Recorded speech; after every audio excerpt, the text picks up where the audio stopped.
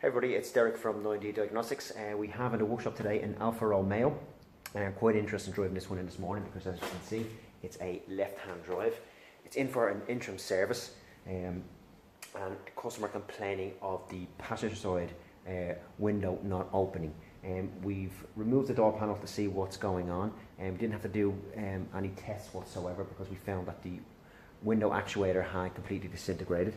I'll just show you here. So as you can see here, your window goes up and down here. Your regulator is bolted in here with the motor, and this is it here on the ground. And as you can see, the wiring completely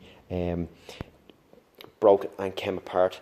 So we've ordered a new window regulator, and then we're going to get it installed, and then we'll show you the window operating. Okay, everyone, got the new regulator in. Just show you this working, and then we're going to put the car back together and get it back to the customer.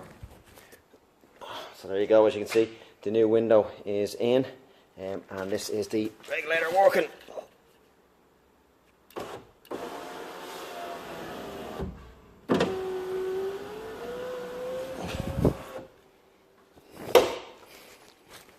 Quick and easy here at 9D.